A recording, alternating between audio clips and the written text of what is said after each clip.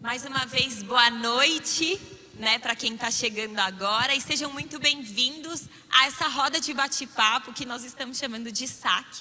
Pela primeira vez, né, com essa temática, serviço de atendimento ao cristão. Nós, no Instagram da IA Church, no meu, do Ramon, nós fizemos algumas perguntas relacionadas a dois temas muito fortes e muito importantes.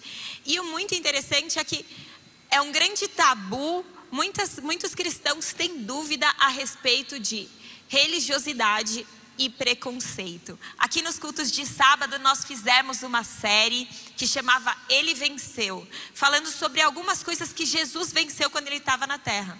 E com certeza duas coisas que ele venceu foi a religiosidade e o preconceito. Por isso, nessa noite a gente vai conversar um pouquinho, responder perguntas a respeito dessa temática.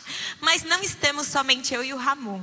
A gente teve o prazer de receber aqui com a gente na roda de bate-papo 3 convidados muito especiais. Primeiro eu vou falar do pastor Daniel Beltrão, o nosso pastorzão aqui da IA Church. Ele tem cuidado de diversos ministérios, mas ele encabeça muitos projetos sociais e também o Ministério Reviva, que é um dos ministérios, quantos anos, pastor? 12 anos. Mais estabelecidos. Explica um pouquinho, bem breve, só para as pessoas acompanharem, e já fala o Instagram do Reviva. Primeiro, é um privilégio, obrigado pelo convite, é uma grande honra. O Reviva é um ministério que é um grupo de acolhimento, um grupo de apoio a pessoas que sofram com qualquer tipo de vício, dependência ou compulsividade. Então você pode buscar por @Reviva e Reviva IA no Instagram e no Facebook também. Então vai ser um grande privilégio poder dialogar contigo. E o pastor Daniel, ele está aqui porque, além de ter muita experiência como pastor, ele tem acompanhado de perto muitas pessoas que sofrem na pele a religiosidade e preconceito. É verdade. Pastor? Então ele vai nos ajudar muito a entender, nós os mais jovenzinhos aqui. E eu quero também agradecer a presença. Eu estou aqui com a Isadora Mira, é minha amiga de infância, mas além disso, ela é uma grande líder de jovens na IA Church e hoje é a líder dos eventos. Ela também ministra sobre muitos jovens, muitos discípulos, e ela também tem acompanhado e tem vivido uma trajetória, né, de vencer essas questões de uma vida inteira na igreja, como é ser jovem dentro da igreja. Muitas vezes a gente sofre também de religiosidade, né, e de preconceitos. E Isa, você quer dar uma palavrinha? Bom, também quero agradecer o convite para falar de 2 assuntos tão importantes e tão legais de serem tratados aqui de forma aberta. Obrigada de verdade pelo convite. Hoje, como você disse, estou em eventos e também trabalhando com a intercessão da igreja. Mas realmente é uma trajetória de muitos anos. Desde os 7 anos eu estou aqui. Então já poder compartilhar algumas experiências, com certeza. E o Lucas Batista, o nosso menino prodígio da REC, nossa agência de comunicação. Esse menino também está aqui com a gente desde da nossa época de jovenzinhos, né, nego? Posso usar um bordão horroroso? Oi? Posso usar um bordão horroroso? Claro. Eu peguei esse menino no colo. Não trocou a fralda não, né? Não cheguei a trocar a fralda. Bom, ele é o Lucas Batista, mais conhecido entre nós, nego, e ele está aqui também para colaborar. Ele é um dos líderes do TUI, o grupo de jovens. Se você não conhece e está assistindo, segue lá, @TUI-SED. .sede. TUI é 2y.sede. Segue lá no Instagram. Quer dar uma palavra? Cara, falar que é um privilégio estar aqui. Eu acho que eu sempre falo que é um privilégio fazer parte de uma igreja que sempre dá oportunidade pra gente falar, desenvolver e abordar temas que são tão importantes nos dias atuais, considerados tabus. Então aqui a gente vai falar um pouco sobre religiosidade, mas o preconceito, o racismo, que são temas que a igreja precisa abordar. Então, cara, muito obrigado pelo convite e por vocês estarem abordando isso. Bom, então vamos lá. A gente vai começar falando brevemente sobre religiosidade e preconceito e vamos partir para as perguntas. Bom, eu preguei a palavra que foi sobre religiosidade e eu quero começar falando. A palavra em si, religiosidade, ela não é algo negativo. Todo mundo que tem uma fé num Deus vai praticar religião. Existem diferentes religiões e a nossa é a religião cristã, que acredita que Cristo é o Senhor e Salvador da humanidade. Mas então a religião em si, a palavra não carrega algo negativo. Porém, No meio dessa caminhada da religião, existem aqueles que tornam as práticas religiosas tão opressoras, negativas e superficiais que eles roubam a verdadeira religião, que é a vontade de Deus. É sobre essa religiosidade que a gente vai falar um pouco, né?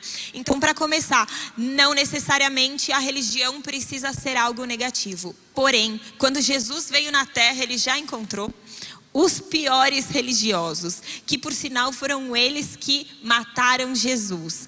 Nessa conversa, durante as perguntas, a gente vai ver então quais são as marcas.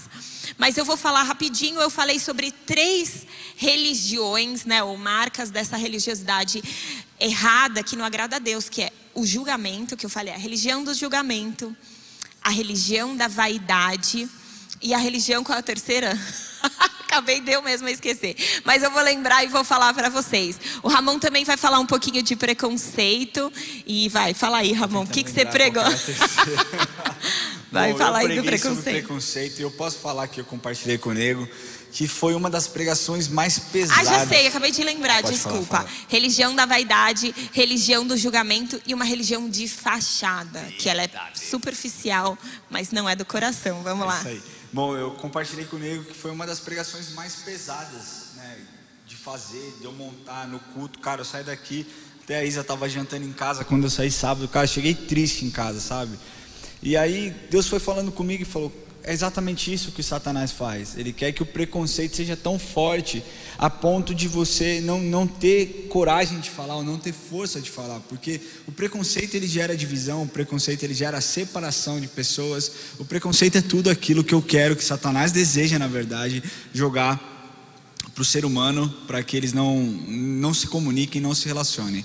Eu quero rapidinho abordar aqui. Preconceito, ele vem do prefixo pré, que é antes, né? E conceito, do sufixo conceito, que é o ato de você julgar sem o conhecimento, sem conhecer de fato o que você está com uma opinião formada. Então, é como se você olhasse um prato de comida e já determinasse se aquele prato é bom ou ruim através da aparência, sem conhecer o ingrediente. Então ali, nessa palavra, eu falei rapidamente não, mas eu falei 3 preconceitos que Jesus venceu. Primeiro, o preconceito racial. E esse preconceito racial que Jesus venceu, não necessariamente entre branco e preto, mas entre judeus e os samaritanos, e judeus e os gentios também, né? O preconceito físico, quando então Jesus curou aquele leproso, mas não simplesmente ele olhou, apontou a mão e falou: seja curado. Ele tocou em um tempo onde os leprosos eram excluídos da sociedade, eles tinham que andar com sino em muitos lugares para avisar que eram leprosos. E o preconceito também moral. E aí eu usei o grande exemplo de Zaqueu, que era um cobrador de imposto corrupto, que era muito odiado pela população. E também usei o exemplo daquela mulher adúltera e perguntei: se Jesus tivesse cancelado esses 2 que cometeram um pecado moral, que cometeram algo errado moralmente, essas pessoas não tinham tido a oportunidade, Zaqueu não teria tido a oportunidade de se reconciliar com Deus e então devolver 4 vezes mais aqueles que ele prejudicou, e a mulher adúltera não teria tido a oportunidade de se entregar para Jesus. Então são os preconceitos que nós precisamos vencer, que Jesus nos ensinou, e que não é uma orientação para que você faça, é obrigatório, é mandatório, você tem que vencer os preconceitos na sua vida. Amém. Muito bom. Então vamos começar aqui. A primeira pergunta aqui eu vou falar, que nós recebemos no Instagram, é: o que é religiosidade? Então eu falei, é do Pedro N. Moreira. Abraço, Pedro. Bom, uma das coisas que você pode analisar na religiosidade é, primeiro lugar que eu quero falar, que é interessante para todos nós. Primeiro, procure a religiosidade em você e não no outro, porque a gente se sente tão vítima da religiosidade que a gente não para pensar se nós somos os religiosos, né? Então, responda 3 perguntas para você mesmo. Primeiro lugar, nessa situação, eu estou desejando a condenação do outro?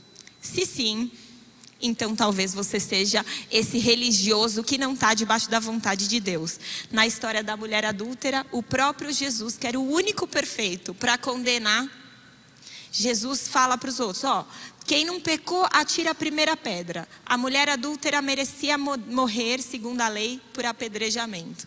Todo mundo se sentiu constrangido, foi saindo. E aí Jesus pergunta para ela: Cadê os homens que estavam te condenando, que queriam te condenar? Todos? Alguém condenou ela? Não, nenhum. Muito menos eu.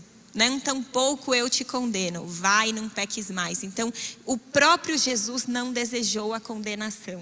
Então, primeiro, você deseja a condenação do outro ou a transformação, né? O segundo lugar, o que te move na ação para Deus, seja no orar, no ajudar o próximo, naquilo que é religião? O que te move? É aplauso das pessoas ou é fazer por amor a Deus e o reconhecimento somente de Deus? Se você deseja reconhecimento dos outros, talvez você esteja sendo movido pela vaidade, que também é essa religiosidade. E por último qual é a intenção do seu coração? Não adianta fazer algo bom se a intenção não for verdadeira, né? Essas 3 coisas, pergunte para si mesmo. Alguém quer fazer algum comentário a respeito? Eu acho interessante que, se a gente for para a definição que você trouxe no início do nosso bate-papo, a religiosidade deveria simplesmente apontar qual é para a pessoa a quem nós estamos nos religando. No nosso caso, o Deus Trino, o Deus Pai, Filho e Espírito Santo. E ela acaba ganhando esse tom pejorativo, né, a partir do momento que nós usamos a religião para autopromoção, para ter uma agenda pessoal. Tudo que você trouxe agora demonstra que assim, a pessoa de fato não está comprometida com quem ela está se religando, mas sim para uma agenda pessoal, seja de projeto de poder, seja de vaidade, de promoção e por aí vai. Então é muito importante mesmo fazer essa avaliação. E é muito fácil a gente apontar e julgar, mas a todo momento eu peço muito a Deus para que eu não caia nessa armadilha, porque o poder seduz, porque todos nós somos vaidosos e a gente tem que a todo momento, né, fazer essa autoavaliação e podemos incorrer nessa religiosidade que é altamente pejorativa, né? O pastor Daniel, e uma pergunta para você que é um pastor de ação social.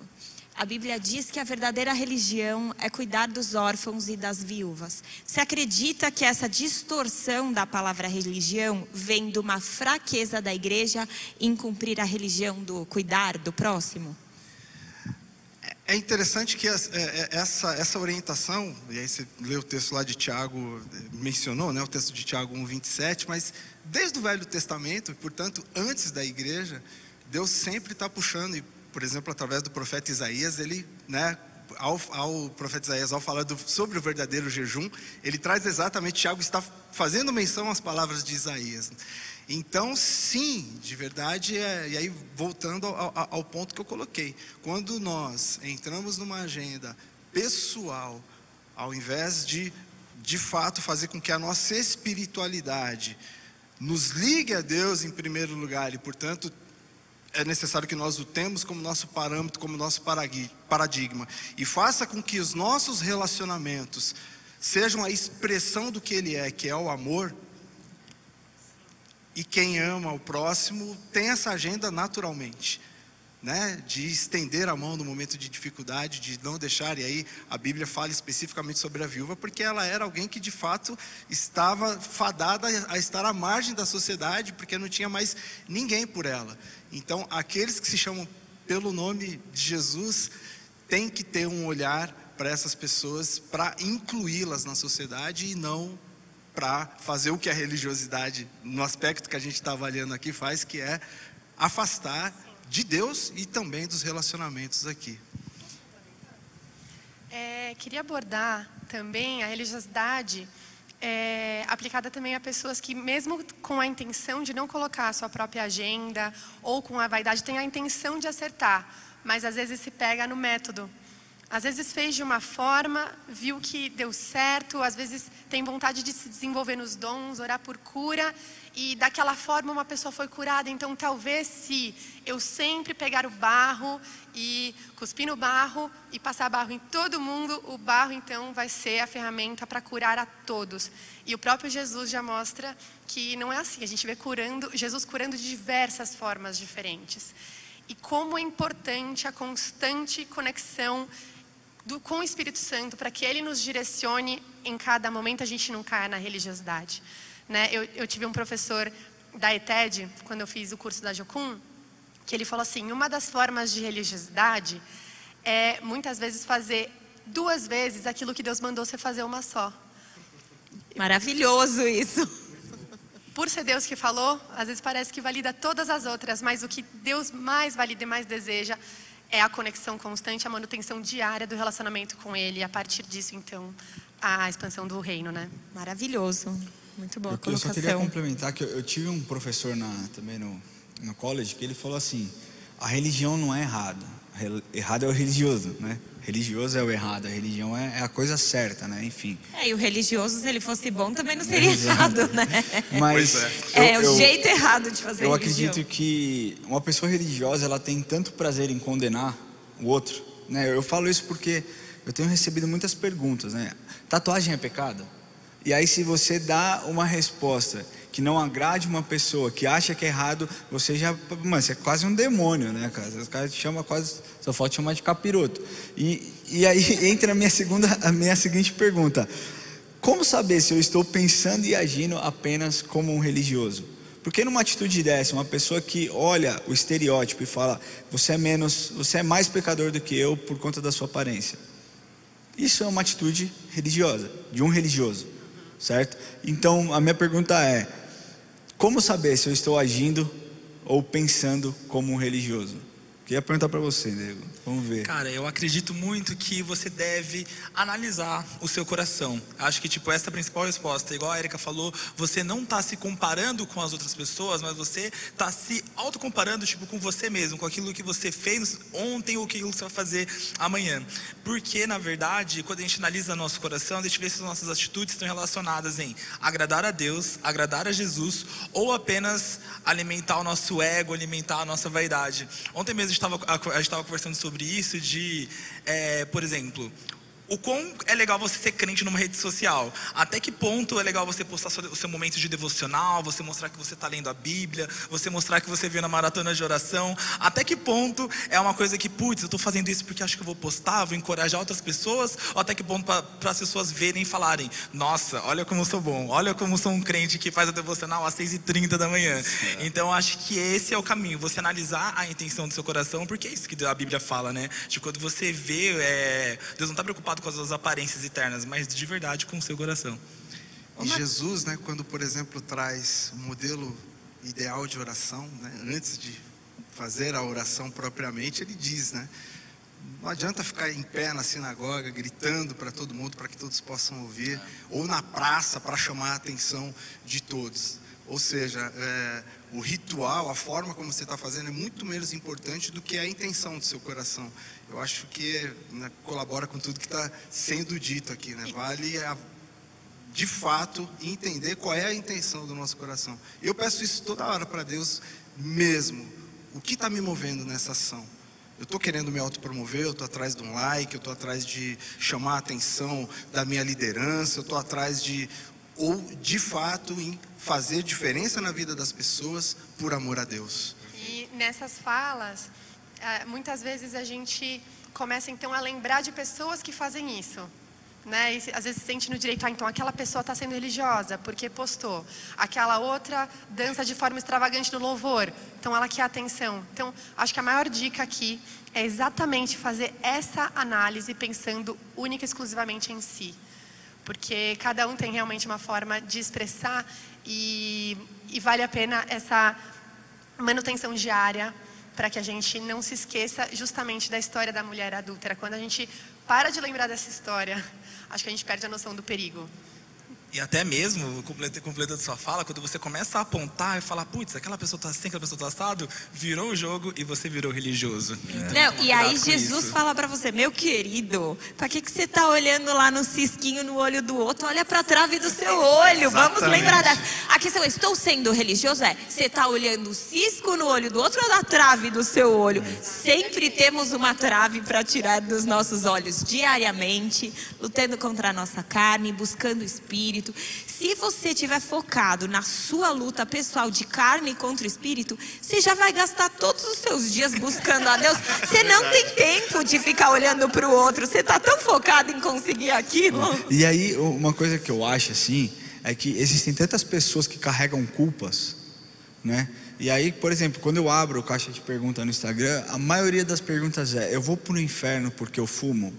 eu vou para o inferno porque eu bebo uma taça de vinho. Você percebe que as pessoas elas carregam tanto peso por conta de condenação, apontar o dedo, quando a outra pessoa poderia conversar com ela e falar, olha, talvez de um jeito amoroso, mas brilhando a luz de Jesus, talvez até convencesse o ponto dela, cara, ó, fumar não vai fazer bem para o seu corpo, não sei o quê, mas não, você não vai perder salvação por isso. Mas eu acho que as pessoas carregam tanto peso, tanta condenação, que acabam tipo se questionando, cara, realmente eu sou salvo, vou para onde? Eu quero falar uma coisa para as pessoas que escreveram essa, ai, se eu fumo, eu vou para o inferno, ai, se eu passo maquiagem, ou se eu corto o cabelo. A gente recebeu algumas dessas perguntas. Eu quero lembrar uma coisa, uma das principais marcas do cristianismo é a graça de Deus. Porque nós não somos salvos por algo que nós fazemos ou devemos fazer todo dia. Nós somos salvos pela graça, mediante a fé de que Ele é o Senhor e Salvador. Então, se você crê em Jesus como Senhor e Salvador, você recebeu de graça. Todos nós recebemos de graça. A gente merecia a condenação. Exato. E recebemos a salvação. Gente, se a gente mergulhar nessa graça, não existe espaço para religiosidade. Para pensar, você recebeu de graça? Existe um constrangimento e uma sensação de ser tão amado que como que a gente conseguiria desejar que o outro seja condenado e não receba de graça também? Eu imagina você no deserto, tá quase morrendo e alguém chega com um banquete, comida e bebida, e você senta lá, tá se deliciando. Aí você vê alguém chegando e fala, posso comer com você? Você fala, não, você não. Eu recebi minha comida e minha bebida de graça, mas não quero te dar.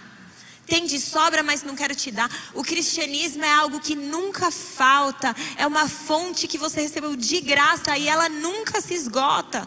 É graça sobre graça, sobre graça, sobre graça. Não é um momento de graça. É uma onda que vem, é como um mar que nunca para. E a gente recebe isso, como a gente pode negar para o outro. Então não, você não perde a salvação, você não vai para o inferno por uma falha que você ainda não venceu. Você vai para o céu por causa do sacrifício de Jesus. Amém. Não existe pecado grande demais perto do sacrifício dele. Agora você me fala, ai, mas eu estou fumando. Isso está me incomodando porque eu acho que Deus não quer isso para mim.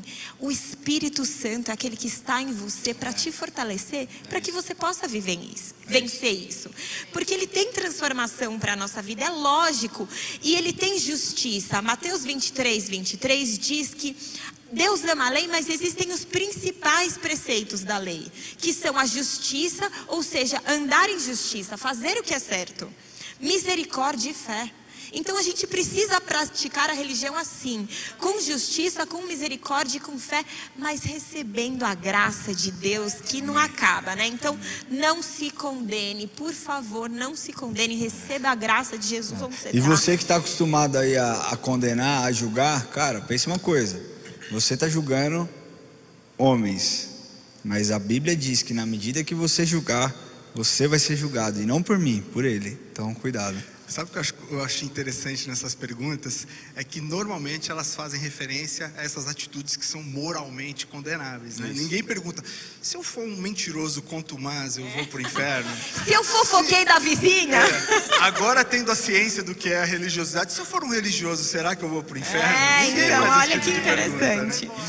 Bom, aqui a Camila mandou a pergunta, estarei sendo religiosa se eu congregar numa igreja que não pode cortar o cabelo? Se eu estou numa igreja que tem costume de roupas, tipo, só pode usar saia, estou sendo religiosa? Camila, eu quero te falar uma coisa.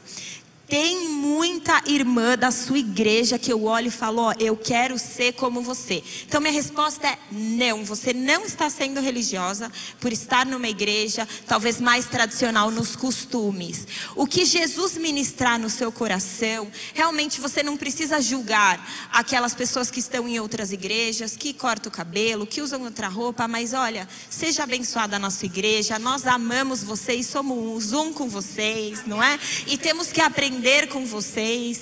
Amém. Né? Amém. Vamos falar um pouquinho sobre preconceito, porque senão o nosso tempo corre aqui, a gente perde. Uma pesquisa encomendada pelo G1 em 2019 apontou que mais de 30% dos brasileiros, 32% mais precisamente, já sofreram preconceito por conta de classe social. Aí essa pesquisa vai vindo, 28% já sofreram preconceito por conta de onde moram, e aí vai indo, 24% já sofreram preconceito racial, 9% já sofreram preconceito por conta de opção sexual, e aqui a gente vai entrar nessa questão de preconceito. E eu achei uma pergunta extraordinária da Alana Sampaio, um beijo, provavelmente está assistindo aí, nossa levita adoradora que está afastada porque está muito grávida. Ela não está um pouquinho grávida, ela está muito grávida. Esposa do Diego Sampaio, nosso músico extraordinário. E ela me perguntou o seguinte, essa pergunta eu quero direcionar diretamente para o Nego, porque na semana passada da minha pregação, a gente gastou umas 4 horas, cara, de 4 a 5 horas falando a respeito de preconceito. Ele não me deixa mentir, eu aprendi muita coisa.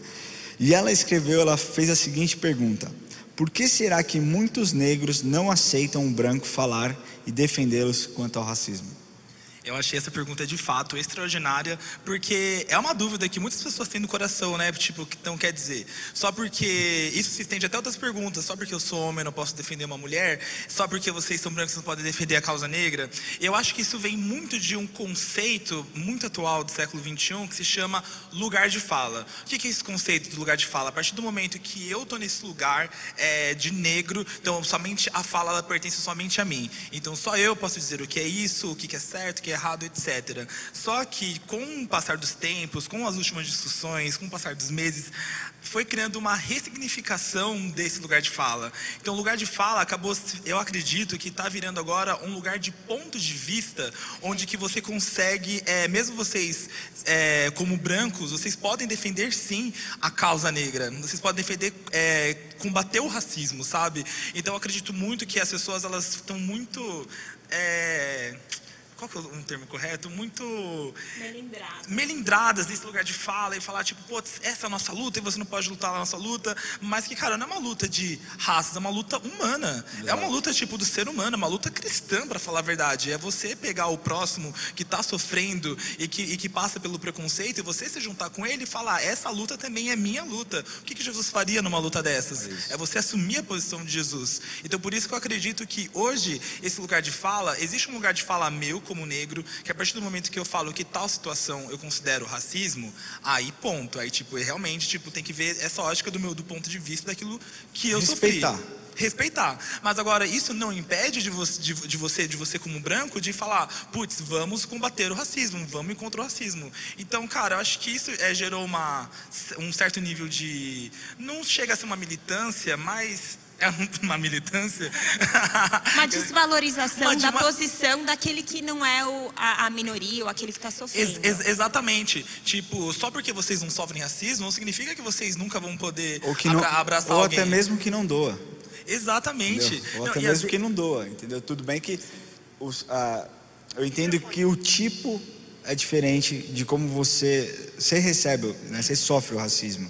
Só que, por exemplo, cara, me deixa muito indignado a ponto de, cara, eu perder a cabeça, ver alguém sendo desvalorizado por conta de classe, cor, credo ou qualquer outra coisa. Isso aqui, os meus amigos não me deixam mentir. A Erika às vezes fala, eu falo, sério? Às vezes eu brinco com a Erika e falo, sério que existe isso? Ela fala, nossa, é muito inocente. Porque assim, eu cresci numa situação onde todo mundo era igual. Eu cresci em chão de fábrica, onde, cara, eu comia marmita com todo mundo junto e eu nunca tive essa questão, mas eu sei que existe, né? E me dói, cara, dói mesmo os meus amigos. Eu tenho um amigo preto que, cara, passou mais de 10 Réveillon e Natal comigo, que é o Wesley, que, cara, várias vezes já aconteceu de eu ver e eu ficar transtornado. Então, assim, só que ele aceitava. E o legal dessa fala é porque ele é o seu amigo, ele é uma pessoa que você ama. Tô ligado que o Wesley tipo, é um irmão pra você, tá ligado?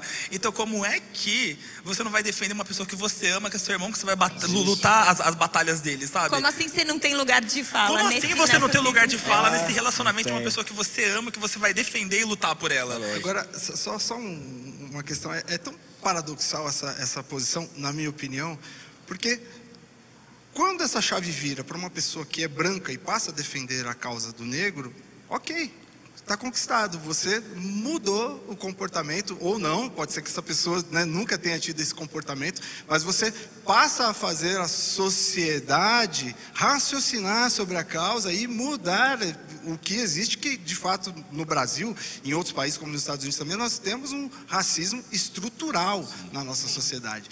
Então, enquanto eu não tiver o Ramon defendendo a minha causa, o jogo está perdido. O jogo continua sendo perdido. Eu quero trazer um exemplo rapidinho. Uma amiga negra, no Dia da Consciência Negra, foi participar de um evento. Ela tem um casamento interracial, assim como é o meu, e levou o marido dela junto no evento, era uma caminhada. Eles foram defenestrados de lá porque uma pessoa branca estava marchando na causa negra. Eu falei, gente, ele deveria ser aplaudido por estar lá. Ele deveria ser, né, a presença dele ali, né, deveria ser muito bem-vinda e não ter passado por esse tipo de constrangimento. Deixa eu te fazer uma pergunta, Caio, porque eu tenho posso só tenho muita necessidade só de entendimento. Só senão eu vou perder o raciocínio aqui. E como fazer para que... Porque eu entendo isso. Talvez esse cara, ele pense, cara, talvez eu nunca mais vou me levantar como uma voz viva e forte, porque eu fui escorraçado de uma causa que eu defendo. Até que ponto? Não manter a motivação, porque eu não acho que a motivação é pela igualdade, pelas pessoas serem tratadas da mesma forma. Mas eu acredito que existem muitas pessoas com medo de brincar, com medo de se relacionar. Isso eu acho que em todos os âmbitos, né? Eu acredito que homem e mulher, eu estava brincando com a Isa aqui, cara, para um homem hoje deve ser muito difícil chegar até uma mulher e conversar, porque ela pode... E o medo de falar uma coisa... E o medo de falar, cara, nossa, você tá bonita. Não, você tá, tipo, me assediando, sabe? Até que ponto isso não gera esse tipo de medo, entendeu? De relacionamento, porque é isso que o preconceito faz. Ele faz com que as pessoas não queiram mais se relacionar por medo ou então por qualquer outra idiotice. Mas até que ponto isso realmente... Você entende a minha pergunta? Não sei eu entendo sua pergunta. Eu tento também entender as pessoas que agem dessa forma, e normalmente são pessoas assim que são muito feridas, muito machucadas, né, que passaram por opressão, por abusos, e portanto é um movimento de reação. É aquela história do pêndulo, né? Ele ficou tanto tempo parado aqui que quando você solta, o primeiro movimento é violento para o outro lado também. Então, assim, para que se chegue no ponto em que você chega na igualdade, que o pêndulo para, demora um pouco, e os primeiros movimentos, de fato, né, do outro lado, são violentos. Então, assim, eu penso, Ramon, que é o tempo mesmo, que é fazer o que nós estamos fazendo aqui agora. Isso é fundamental, que é não correr da pauta, que é não correr do tema, que é espinhoso, sim, mas temos que falar sobre... Muito provavelmente, muitas pessoas negras que estão nos vendo agora e que fazem parte de uma forma mais ativa do movimento, não estão concordando com o ponto de vista meu e do Lucas. Nós concordamos aqui, né? Pelo que eu entendi. Beleza. E eu as respeito. Agora, a gente tem que, com muita calma, né, deixar o tempo passar e ir conversando para que cheguemos nesse lugar onde o pêndulo está aqui parado. O diálogo, ele é tão importante, que você falou do tempo. Eu acredito muito que a gente está vivendo numa fase de transição de pensamentos, né? Então, por exemplo, talvez isso que a gente esteja discutindo hoje, talvez quando seus filhos forem mais velhos, talvez alguns conceitos já sejam mais firmados na cabeça deles, porque isso que a gente está fazendo hoje é muito importante, você gerar esse diálogo, você gerar isso na nossa sociedade, principalmente dentro da igreja. É muito engraçado como às vezes, tipo, algumas lutas, elas viram meio sem sentidas, porque, por exemplo, durante o movimento do ano passado do Black Lives Matter, eu vi muitas perguntas, muitos questionamentos. Por que a tua igreja não fala sobre isso? Por que a igreja fala sobre o racismo? Tá demorando, estamos não sei falando, o quê. Hein? E aí, quando eu vi uma igreja bem grande que fez um vídeo sobre isso, muito bom por sinal, aí falaram, mas é um cara branco falando sobre isso? Então, tipo, meu amigo, tipo, qual é, sabe? Então, peraí, primeiro antes está reclamando que a igreja não fala sobre isso. E agora quando fala, tipo... Então, cara, achei muito valioso, tipo, a gente gerar esse nível de debate, diálogo, trazer isso para nossa comunidade e a church, para nossa comunidade cristã, né? Não apenas a church, para que isso possa cada vez se tornar mais natural a gente falar sobre isso, que hoje em dia é tão tabu, falar com tantos dedos e cuidados. Então, cara, muito legal isso. E eu acho importante trazer a protagonização desses movimentos de quem realmente está se sentindo oprimido ao longo dos anos. Então, por exemplo, realmente as passeatas ou até alguns pronunciamentos, ou até essa roda aqui. Que legal trazer pessoas que realmente representam isso que a gente está abordando. É muito importante. Então, eu acho que muitas vezes, essa questão, às vezes, um branco estava na passeata, ou um homem está defendendo as mulheres, completamente válido. Jesus defendeu todas as causas. E ele não era participante dos opressos, né, em todos os sentidos. Então, é super importante, e eu acho incrível quando a gente consegue, em unidade, se tornar uma frente sólida, né, caminhando na direção da causa. É por isso que a minha oração tem sido para que a Igreja de Cristo acorde em relação a isso, e que de forma, em unidade, a gente consiga dar passos mais sólidos, porque por muitos anos sinto que existiu uma omissão do corpo de Cristo como um todo em alguns aspectos, e aí então movimentos surgiram para então com oportunidade com essas lacunas. Mas se a gente entender o exemplo perfeito de Cristo, a gente vai conseguir ir muito além. Tem a ver com o que a Isa falou agora, que eu queria falar, é que para nós a gente sabe que Jesus e a Bíblia têm resposta para absolutamente tudo. E no quesito do racismo não é diferente. Jesus, ele não só trouxe, como o Ramon pregou, algumas situações claras onde ele se posicionou contra o racismo, tanto com os samaritanos, a visão depois do cristianismo se estendendo imediatamente para os gentios, né? Então, como Jesus, ele não tinha essa postura, mas também a gente pode ver na Bíblia como um todo, no caráter de Deus, né? Deus, ele é misericordioso. Então, apesar dele ser o justo juiz, ele sempre se manifesta com misericórdia e nunca com uma opressão preconceituosa. Ele se posiciona contra o pecado e nunca contra uma raça, nunca fazendo acepção de pessoas de maneira nenhuma. A criação toda vem dele, né? Ele é o criador dessa diversidade, tanto da natureza quanto na humanidade, vem de Deus. Ele ama isso, a diversidade. E no cristianismo, a gente tem a resposta para como agir de forma correta. Em primeiro lugar, com bondade, com amor, com graça, para com todos, né? Se a gente conseguir agir dessa forma genuinamente, a gente não vai ser preconceituoso. Exato. E no caso já de uma sociedade com pessoas muito feridas, a gente vê que o próprio Deus, ele decide exaltar aquele que é humilhado. Então, o posicionamento de Jesus quando ele vem, o primeiro texto que ele vai ler, que é reportado na Bíblia, porque o Senhor me ungiu para pregar o quê? Boas novas a todos aqueles que estão sendo rejeitados e opressos.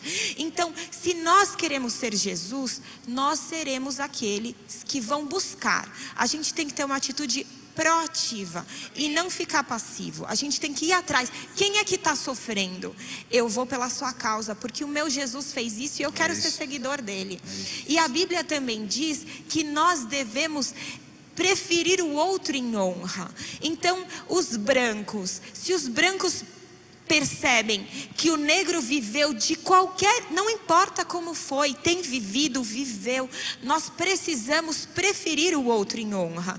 Então eu acho que se dentro da igreja a gente entender essa mobilização do homem, vendo a mulher muitas vezes ter menos espaço, ter menos voz, ele preferir a mulher em honra, se o branco preferir o negro em honra, se o rico preferir o pobre em honra e não simplesmente se segmentar.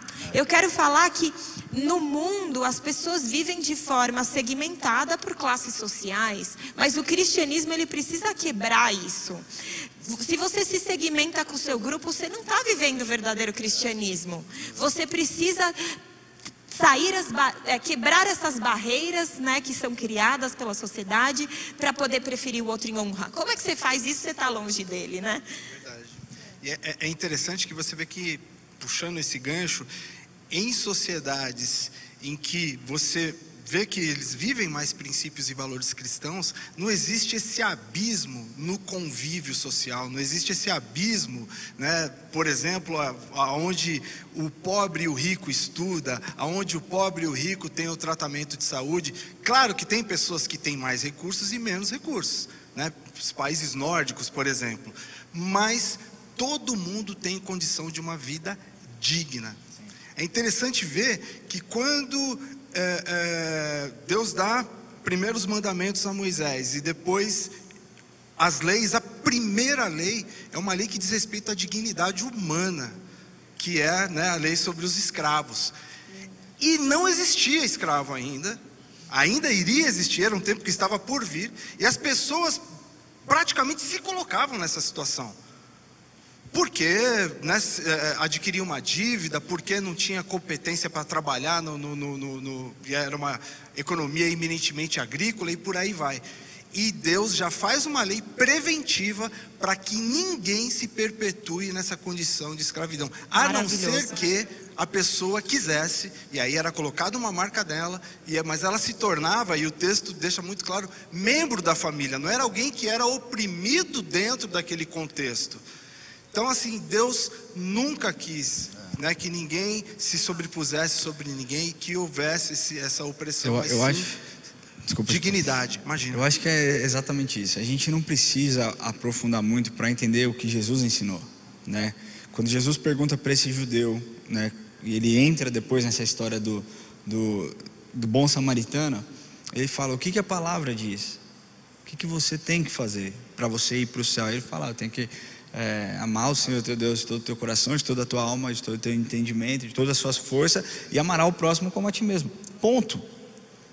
Eu amar o meu próximo como a mim mesmo é eu desejar para ele o que eu desejo para mim, o que eu desejo para o meu filho. Eu vejo, se eu enxergar o meu filho apanhando, eu não quero nem saber quem vai lá pular para intervir e defender, sabe? Eu quero branco, preto, menino, menina, tanto faz, só defende, sabe? E eu acho que entra um pouco disso, porque se nós amássemos o nosso próximo como a nós mesmos, o mundo com certeza seria totalmente diferente, porque nós teríamos menos egoístas, nós teríamos pessoas menos autocentradas e egocêntricas, sabe? E aí eu volto a falar aquilo que está lá em 1 João 3,18, que Jesus, né, que está escrito: filhinho, não amemo-nos apenas de palavra. Porque quantas pessoas não olham para um preto, né? E aqui fica a minha confusão, porque antes você falava preto, não podia, aí você tinha que falar negro, aí depois negro não pode, agora é preto de novo. É que nem eu aprendi também nessa pregação de pessoas com necessidade. O Dani está falando que não é isso, deixa ele te corrigir. Falar.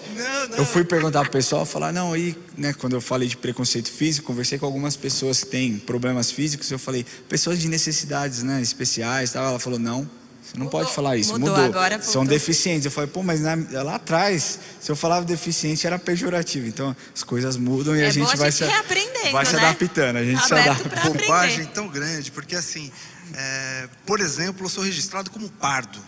Pardo é papel, velho. Por que pardo? Eu sou negro, passou das 6 da noite, acabou. Não tem essa. Então isso era uma tentativa de deixar de abrandar o fato de eu ser negro. Porque, né, eu sou fruto de uma miscigenação, então eu sou, né, não sou tão negro quanto o negro que, né, no continente africano. Que bobagem. Há pouco tempo, né, sei lá, 5, 10 anos atrás, nós, né, os afrodescendentes, tá, tudo bem, somos, mas para quê? Né? Não é neologismo que vai resolver o problema. Exato. É olhar, esse olhar de amor mesmo, né? E só queria pegar um gancho da sua fala, Ramon. Quando nós amamos ao próximo como a nós mesmos, para além de desejar a ele aquilo que nós queremos para nós e não fazer o mal a ele que nós não queremos para nós, nós também somos obrigados a olhar para nós. Exato. E ver todos os defeitos, todos os cacarecos que nós somos, todas as falhas que nós temos. E, portanto, nosso julgamento vai ficar muito mais brando, né, ao olhar para o nosso próximo. Exato. Se nós fizermos esse exercício. Exato. Né? E isso que você falou é muito interessante, porque, por exemplo, a minha vida inteira, meu apelido é Nego Lucas, desde quando eu tenho 12 anos de idade. Nego, chama de nego para cima e para baixo. E é muito louco como eu já entrei em casa de amigo, e meu amigo me apresenta, fala, mãe, isso daqui é o Nego. E a mãe, que racista, meu Deus, filho, não chama ele de negro. Eu falei, querida, quer que eu chame do quê? De amarelo? é a minha cor, sabe? Então, cara, muitas vezes as pessoas, elas já vêm os termos negro, preto, como já algo pejorativo. Tem até um vídeo que fiz há muitos anos atrás. Tem formas e formas vídeo é também, né, maravilhoso. Lucas? Tem formas e formas Você de se falar. sentiu ofendido em algum momento sendo chamado pelo Ramon? Nunca, preto, Vai, negro. gente, não cancela a gente, Não não. cancela a gente. Eu lembro Meu que a amor. primeira vez que alguém me chamou de negro e foi negrinho de uma forma altamente pejorativa, aquilo me ofendeu. Eu cheguei em casa, era uma criança, eu acho que eu estava na primeira ou segunda série. Aliás, né, primeira, segunda série é ali na Terrível, selva, é o né? bullying. É impressionante, Selva. né? Quem é mais forte sobrevive, né? E aí eu virei para minha mãe chateado com aquilo, ela falou, e o que você é? Por que isso está te ofendendo? Você é negro de fato. As nossas mães têm a mesma criação, que essa seria a resposta da minha. Então, assim, é claro que ninguém pode te tratar de forma pejorativa pelo fato de você ser negro. Não aceite isso. Vá contra. Mas você é negro de fato e você vai conviver com isso a vida inteira. Uma outra coisa que eu acho que o cristianismo, se ele for vivido de forma profunda, ele transforma é a identidade. Sim.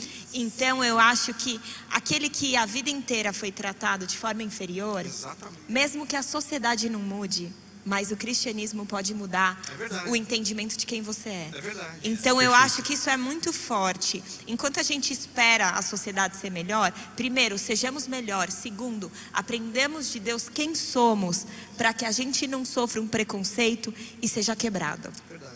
Porque Deus pode te reconstruir de tal forma em identidade que ninguém possa mais te destruir, né? Te diminuir. Eu sei quem eu sou. Falar uma coisa em cima dessa sua fala, que isso é muito louco. O Ramon, até quando a gente estava conversando, ele me perguntou, pô, por que você é tão desencanado? Por que você é mais tranquilo em relação a isso? E eu falei que é muito pelo fato do modo que eu fui criado. Mas, cara, eu fui criado dentro da igreja. Então, o cristianismo, nesse papel de combate contra o racismo, tem um papel tão fundamental em resgatar a identidade do negro. Porque, cara, quando você é negro, adolescente, tudo é ser ruim. Você tem um nariz gigante, você tem um lábio mais grosso, você tem um cabelo que é ruim, que o pessoal fala que é cabelo ruim. Então, tipo, tudo é ruim, você não se compara com seus outros amigos. Chega uma idade, quando você é mais adolescente, seus amigos já começam a beijar, você fica pra trás, fala, meu, por que eu tô ficando pra trás? Porque, tipo, então você já começa a criar, tipo, esses dilemas, sabe? Que você fala, tipo, meu Deus, qual que é a minha identidade? Quantas meninas a gente não vê? Tem uma menina de uma outra igreja que ela tem um testemunho tão legal de como Deus resgatou a identidade dela só pra ela fazer a transição capilar, pra ela aceitar o cabelo enrolado dela. E ela fala, tipo, cara, eu só entendi quem eu era, só resgatei minha identidade quando eu tive um encontro profundo com Deus. Então, cara, o cristianismo tem um papel muito fundamental em resgatar a gente, começar a se olhar no espelho pra falar, tipo, mais que isso, eu sou a imagem e semelhança de Jesus. Eu sou isso, eu consigo... Eu sou lindo, é isso, eu resumo. Deixa eu fazer uma pergunta pra Isa. Adolescentes, não comecem a beijar muito cedo, tá bom? Só um adendo. Da escola, os eu quero seculares. fazer aqui uma pergunta pra Isa, porque um dos movimentos também que tem lutado muito contra o preconceito é o feminismo. E o feminismo tem sido muito combatido dentro da igreja, porque claramente existem alguns pontos fortes no feminismo que são contra o cristianismo. Por exemplo, o aborto e algumas outras situações, mas principalmente o aborto. E aí eu quero perguntar para a Isadora, como que a mulher cristã se posiciona nesse reencontro da identidade, né? Como a igreja tem que se posicionar num acolhimento diferente com as mulheres, né? E eu quero que você dê realmente uma dica para essas meninas, essas mulheres que não querem ir contra Deus, mas muitas vezes se sentem atraídas para o feminismo. Bom, acho que eu gostaria de começar falando que acho que por muitos anos as mulheres deixaram de receber realmente uma atenção especial pela sociedade mesmo, em relação a algumas questões. E essas lacunas foram criadas e movimentos vieram e tudo mais. Eu acho que hoje a igreja está mais acordada em relação a isso. Mas uma das lacunas, por exemplo, que deixou na minha vida era a responsabilidade demais a respeito de como os homens reagiam às mulheres, né? Então, o meu pecado era o meu pecado e o pecado do outro era meu também, né? Os pecados dos homens eram computados nos ombros das mulheres. E isso gerava uma crise de identidade tão grande que acho que as mulheres em geral, né? Eu posso falar por mim e por pessoas que já conversei ou até, enfim, familiares e tal, como era difícil procurar ajuda em relação a certos pontos, porque a gente era culpada de tudo realmente, né? Se alguém olhou estranho, se teve uma tentativa de abuso, se houve o abuso em si, realmente era computado sobre a mulher. Então, se o meu pecado é o meu pecado, o pecado do outro é o meu pecado, eu estou duplamente errando muito, como que eu vou pedir ajuda sobre isso e declarar então minha condenação? Mais uma vez a condenação, né? E não a graça, não o acolhimento, né? Não estamos juntos. Exatamente. E eu sinto que de uns anos para cá as coisas têm mudado realmente, mas querendo ou não, essa sexualização da mulher no Brasil, que existe desde o dia 1 de Brasil, né? Colonizadores chegaram no Brasil, já trocou mulher por objeto, né? Nosso país nasceu após a colonização desse jeito. Querendo ou não, gerou uma competitividade muito grande entre as mulheres, que permanece até hoje. Então, minha primeira dica a respeito dessa luta geral pelas mulheres, não uma luta feminina, uma luta geral pelas mulheres, mas uma dica para as mulheres é a sororidade. É preciso ter compaixão e amizade verdadeira umas pelas outras. A gente precisa acabar com a competitividade, porque senão a gente vai continuar computando os pecados, os erros, sempre uma nas costas das outras, porque existe a competitividade. Então, acho que é realmente das mãos e ter espaço para ouvir as dores, para ouvir as experiências de cada uma, para validar o sentimento de coisas que aconteceram no passado. Então, nós temos histórias próprias, nós temos histórias de amigos, de familiares. É muito difícil você conhecer uma mulher no Brasil que não tem uma pessoa próxima que não foi vítima de assédio. Muito difícil. Então, onde estão as escutas ativas para que essas mulheres sejam curadas, para que esse problema seja identificado e para que a gente crie, então, formas de combater esses problemas e erradicar assédio, né? Então, acho que o primeiro passo foi realmente... E aonde está isso dentro da igreja, assim, no cristianismo? Na prática cristã. Eu acho que na prática cristã é o amar a próximo como a si mesmo. Você validar a dor do outro e entender que essa luta é sua também. Numa roda de conversa, você não aceitar comentários que possam contribuir com esses problemas. E eu até vou incluir algo que não é exatamente uma prática cristã, mas a gente ouve músicas seculares que ainda valorizam, incentivam e ovacionam atitudes agressivas e abusivas contra a mulher. E uma sensualização que não... sempre na mulher, né? E muitos cristãos dizendo, mas eu gosto da batida. Cara, não é legal. Existem músicas que ovacionam o estupro coletivo. E eu já ouvi em casamentos, né? E eu olhava e falava, cara, as pessoas não têm noção mesmo do que elas estão cantando. Então, vale um super filtro, vale você se posicionar contra e vale a igreja criar realmente, assim, o corpo de Cristo criar oportunidades para rodas de conversa, para apoio entre mulheres e também para incentivar a amizade sincera e o apoio uma pela outra. E o que fazer, por exemplo? Tá, a gente entendeu a parte dos homens. Uhum. Eu entendo, cara, tipo, se você compõe isso aí, cria vergonha na cara e pensa sua mãe fazendo tudo isso que você escreveu na letra aí. Mas e as mulheres que dançam?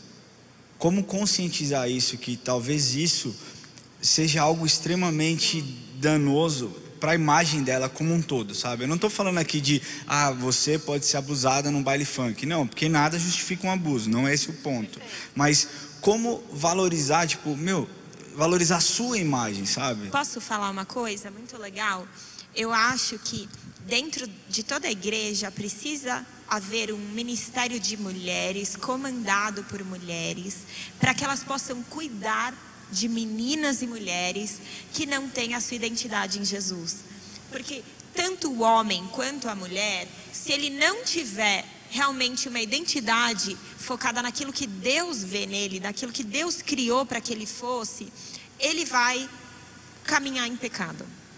Os homens vão para um lado, as mulheres vão para outro lado. Cada um vai para um lado diferente. Até porque, conforme a gente colocou aqui no tocante ao racismo, o machismo também é estrutural. Perfeito. Nós aprendemos desde criança Perfeito. a oprimir as mulheres. Perfeito. Então nós temos que tomar muito cuidado de fazer aquele mesmo exercício que eu não vou repetir aqui de novo. Exato. Então, mulheres, falem, né? Sim. Procurem esse quórum que a Isa e a Érica colocaram aqui e abram a boca, não se deixem ser oprimidas, não, se for vítima de assédio, Perfeito. inclusive dentro da igreja, abra sua boca. Com certeza. Posso contar uma historinha ligeira Por que favor, nós vivemos por aqui na favor. igreja? Nós aferimos uma vez, né, no âmbito do Reviva, uma questão de violência doméstica, muito séria. E aí a nossa primeira atitude foi, temos que tirar essa mulher desse lugar de extremo risco que era a casa dela. Então ela não tinha um casamento formalizado ainda, era uma relação muito pautada na dependência financeira, na questão da carência emocional também. Então ela não via saída para aquela situação. Graças a Deus que como igreja nós tivemos a oportunidade de fazê-la enxergar que sim, existia uma saída e que ela não precisava apanhar para ter afeto, que ela não precisava apanhar para ter as suas necessidades supridas. E foi todo um trabalho, inclusive foi a sua mãe que acompanhou muito de perto, Ramon, essa situação. Você tem conhecimento dessa causa. E aí nós nos aproximamos, criamos vínculo, ela foi, né, ganhou confiança, fizemos um contato com a família e graças a Deus conseguimos a tirar dessa situação. Eu lembro como se fosse hoje, no dia em que aconteceu, né, o resgate, foi um resgate mesmo. Foi à noite, né? E aí o opressor veio na igreja, era um dia de reunião do Reviva. Pastor, a minha mulher foi embora de casa. Eu falei, ela não foi embora, nós a tiramos da sua casa. Como assim? Por isso. Eu vou agora denunciar. Eu falei, vá, porque infelizmente ela não teve coragem de o fazer. Eu quero muito levar essa causa para a justiça. Vá mesmo que nós vamos resolver isso lá. Porque infelizmente ela não teve coragem de o fazer e eu não posso porque eu não sou vítima. Muito provavelmente, pouco tempo depois, ele já devia estar Infelizmente ele acabou entrando no outro relacionamento. A gente tomou ciência disso e eu espero que essa pessoa tenha saído. Então assim, a igreja pode e tem que ter um papel práticas, né? exatamente para, né? Sim. E alinhar discursos, porque querendo ou não, por ser estrutural, existem discursos que vêm há anos e anos sendo mantidos. Então, até em lugares que tem estrutura de discipulado é muito legal alinhar discursos. Por exemplo, o combate à pornografia é questão de sobrevivência para a mulher. Porque a pornografia, ela distorce o olhar humano a respeito do sexo e a respeito da mulher. Sim. Perfeito isso. E quando você consome pornografia, além de você estar alimentando isso em você, você está valorizando o tráfico humano, você está financiando o tráfico de mulheres, de crianças, de homens, o tráfico sexual. O Brasil é muito conhecido pelo tráfico sexual, a pedofilia. Então, se você nunca teve coragem de abandonar a pornografia por conta própria, pensando em si, a minha visão está sendo distorcida, talvez o meu casamento não seja feliz no futuro. Abandone a pornografia hoje, porque você financia tráfico humano, tá? Então, a pornografia, ela gera essa distorção na mente, no nível que uma mulher, ela vai entregar uma pizza, ela está de camiseta e calça longa, e ela pode ser sexualizada naquela situação. Né? Sabe então, como uma a gente coisa, precisa melhorar os nossos olhos a respeito da mulher. Muitas vezes a gente vai por uma linha muito perigosa. A mulher, ela tem o seu papel e o homem tem o seu papel. E para homens eu quero dizer o seguinte: melhore os seus olhos. Eu só queria levantar depois que você fizer a mesma pergunta que eu fiz pro Nego. Então espera. Invertendo. Sobre pornografia, a gente já falou algumas vezes sobre pornografia, e pornografia se torna um vício químico também. O Daniel tem trabalhado também nessa área. Então eu quero falar, você que está assistindo, hoje homens e mulheres têm consumido pornografia, aumentou muito a pornografia entre mulheres também. E o que eu quero falar é que assim, é uma luta muito difícil. É uma luta que parece uma raiz muito profunda e às vezes parece que você não consegue nunca vencer. É uma patologia de fato. Mas eu quero dizer uma coisa. Você precisa usar o cristianismo, a gente está falando aqui da religião, e o que Jesus fez na cruz por você a seu favor. Amém. Quando a pessoa está num pecado profundo, ela tende a fugir de Deus. Mas isso é um erro. Você precisa correr para Deus. Porque o Espírito Santo que habita em você, ele é uma força. Então, se você peca e foge dele, você está fazendo o que o diabo quer que você faça. Exato. Se sinta culpado, condenado, rejeitado e um lixo. E você não é nada disso por causa de nenhum pecado. Você continua sendo filho de Deus. Corra para Jesus. E eu espero que você tenha um ministério que você conhece. Se você não conhecer nenhum, vá atrás do Reviva. Entra lá no Instagram, reviva.ia, que é YAH. E procure ajuda, porque o Espírito Santo quer te tirar dessa. No caminho de lutar contra o machismo, lutar contra a pornografia, lutar contra o preconceito, você precisa usar a maior arma que o cristão tem, que é a ação do Espírito Santo dentro de você. É isso. Eu sempre penso assim, quando eu penso no amor de Deus, assim, comigo ou com a minha família, eu sempre penso, cara, o que eu faria pelo meu filho? Se o meu filho errasse comigo, se o meu filho cometesse, cara, algo muito absurdo, eu gostaria que ele fosse para longe, eu gostaria que ele viesse para perto, para que eu pudesse cuidar, para que eu pudesse tratar, para que eu pudesse discipular, para que eu pudesse falar, olha, por esse caminho. Cara, agora, eu que sou falho, eu que sou um cara, hoje, por exemplo, eu acordei muito irritado. A Erika falou, nossa, está muito bravo.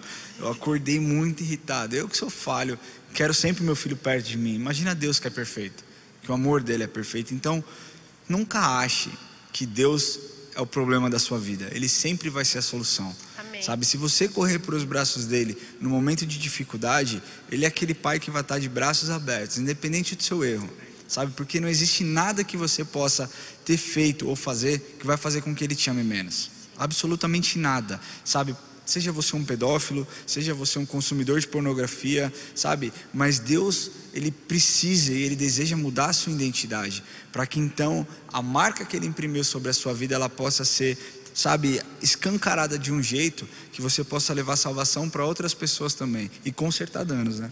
Que a gente sempre fala no Reviva que assim, nenhum pecado te torna indigno do amor de Deus. É isso. Esse lugar é o lugar que Satanás quer que você fique, no isolamento e se achando o último dos seres humanos e que você é indigno do amor de Deus. O Ramon, Não é verdade. Desculpa, o Ramon, ele tinha perguntado a respeito das mulheres, né? Não, a minha pergunta é a seguinte, só para acabar, para a gente fechar aqui.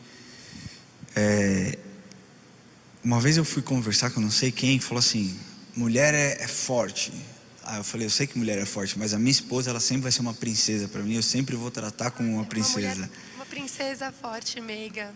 Até onde essa questão do empoderamento feminino pode ser prejudicial na questão do homem ter a liberdade para cuidar? Você entende? Sim, eu acho que a mulher, ela permite ser, a mulher que deseja ser cuidada, ela permite ser cuidada.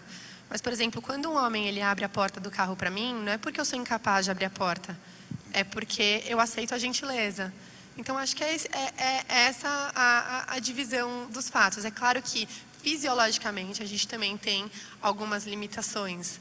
Então, quando eu vou carregar algo muito pesado e um homem oferece, eu vou aceitar sempre como gentileza. Acho que quando vem de um lugar de incapacidade é perigoso. Mas quando vem de uma motivação de gentileza, funciona muito bem. E você não acha, eu vou te perguntar. Eu quero falar uma coisa polêmica, que não é polêmica, mas eu quero tratar com naturalidade uma coisa que, às vezes, esse contexto, né, da mulher forte ou da mulher que é cuidada, traz certa polêmica.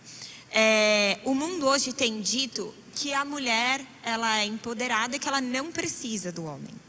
E a verdade é que a mulher é um ser muito forte. E toda vez que a gente vê isso na sociedade, a mulher é abandonada, ela fica sozinha com os filhos, ela tem que se virar nos 30, ela tem que trabalhar, ela tem que cuidar dos filhos, ela tem que se virar. Gente, a mulher faz e acontece. Quem criou a mulher desse jeito foi Deus.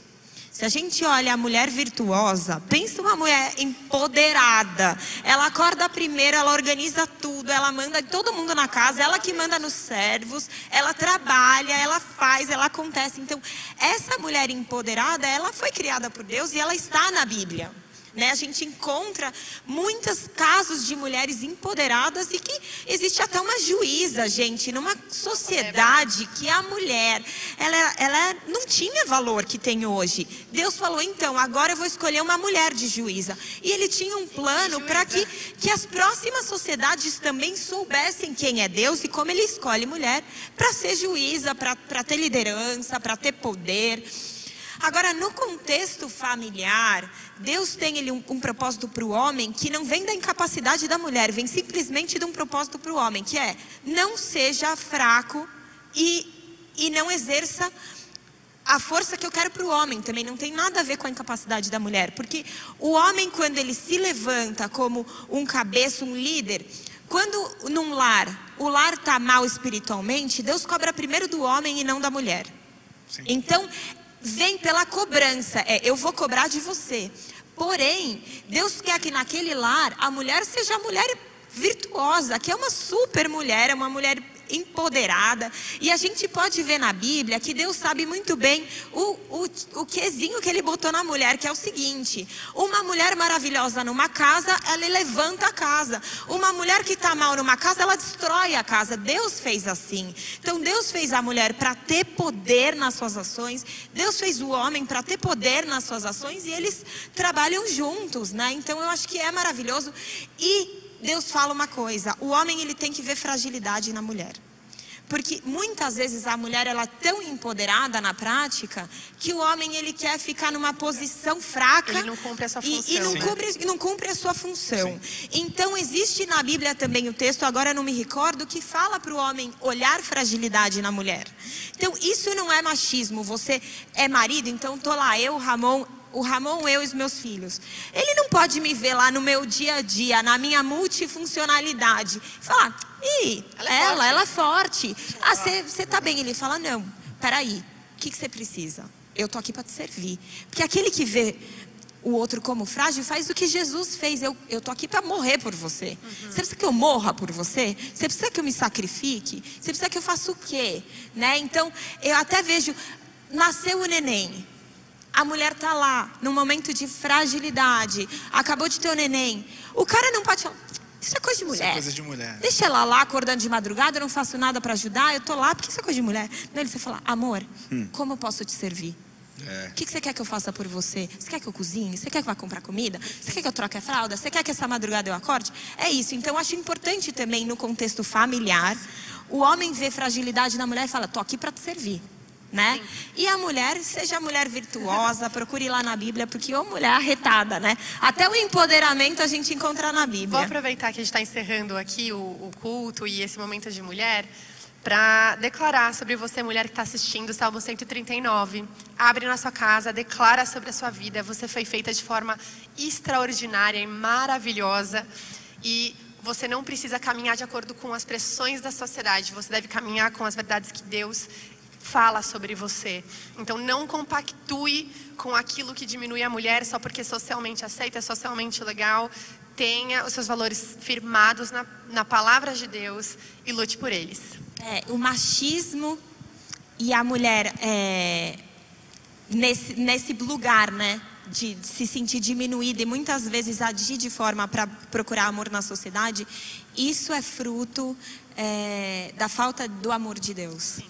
A paternidade de Deus cura o machista e a mulher que é vítima do machismo. Perfeito. Só queria trazer um elemento aqui. Isso é extremamente diabólico, essa polarização de tudo. A gente está falando do preconceito, falamos primeiro do preconceito racial. E aí, em certa medida, a gente vê que muitas vezes aqueles negros, né, a gente falou sobre a questão do lugar de fala, etc e tal, ele de verdade, ele está vendo o branco como inimigo dele. É isso. Como alguém que está na outra trincheira, e não é isso, né? E também nessa última pauta que nós estamos tratando, né, do homem e da mulher, e falando especificamente sobre o feminismo, não tem inimigo nessa história. Perfeito. Gente, né? Deus olhou para o cabra lá e falou, não é bom que ele esteja só.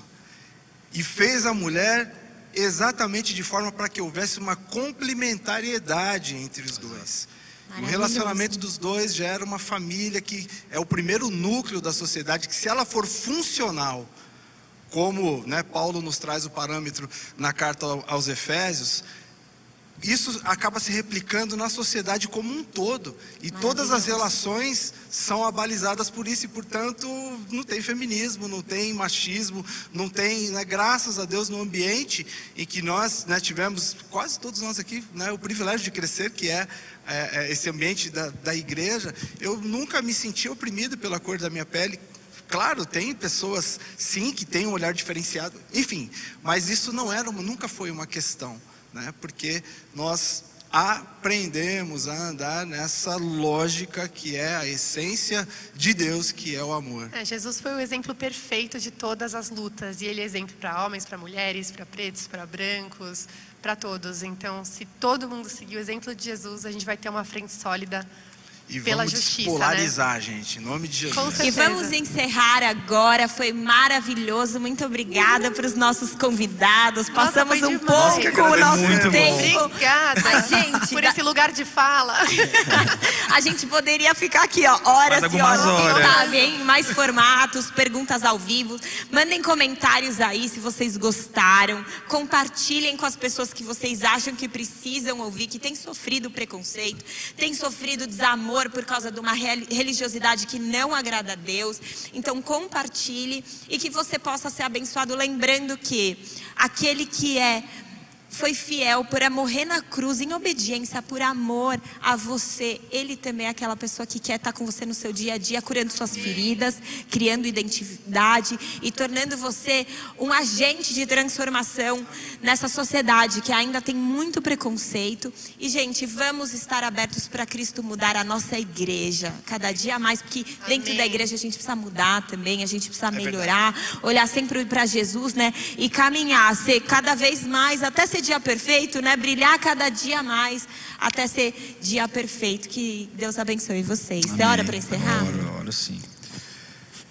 Talvez você esteja assistindo a gente pela primeira vez e gostaria de fazer uma oração, entregando seu coração, entregando a sua vida para Jesus, convidando Ele para ser o seu Senhor e Salvador. E aqui, não para ser um religioso, mas para entender o amor de Deus de uma forma plena e ter acesso ao benefício que Ele nos deu através do sacrifício dele na cruz, que te garante uma vida eterna, que te garante, sabe, algo extraordinário lá na frente. E ainda nos dias de hoje, ainda no seu dia de hoje, se você deseja fazer uma entregar a sua vida e falar: Senhor, esse mundo está um caos, eu tenho tentado lutar com as minhas forças e eu não tenho conseguido, eu não tenho tido forças, eu não aguento mais isso, eu não aguento mais tanta sacanagem, tanta injustiça, sabe, tanto preconceito, tanto ódio, e eu quero ser inundado pelo teu amor.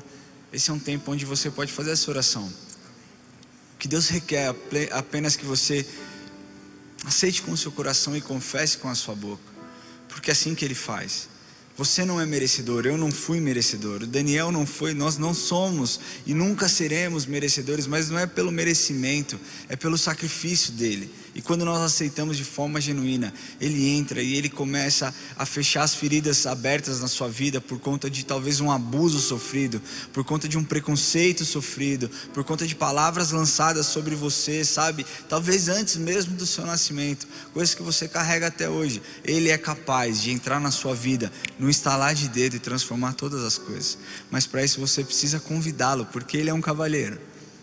Ele só vai entrar no seu coração se de fato você abrir a sua boca e convidar Ele para morar dentro da sua vida. Então, se essa pessoa é você, eu peço que você coloque a mão no seu coração e faça essa oração agora. Diga assim: Senhor Jesus, eu te aceito como meu Senhor, como meu Salvador. Perdoa os meus pecados, escreve o meu nome no livro da vida, em nome de Jesus. E para você que talvez tenha sofrido, já é um convertido, já é um cristão, se você fez essa oração pela primeira vez, eu pediria que você entrasse em contato conosco. Aperta a câmera do seu celular aí nesse QR Code, e nós queremos entrar em contato com você, nós queremos conhecer a sua história, nós queremos fazer disso um relacionamento mais profundo também, como família, como igreja. Mas talvez você já aceitou a Cristo como seu Senhor e Salvador, e por conta de preconceitos, por conta da religiosidade, por conta de movimentos ou militâncias, isso te afastou da presença de Deus, te machucou a certo ponto de você questionar ou duvidar quem Ele de fato é. Eu te convido nesse momento, enquanto nós teremos um louvor, a fechar o seu olho e falar para o Senhor, abrir o seu coração, seja vulnerável a Ele.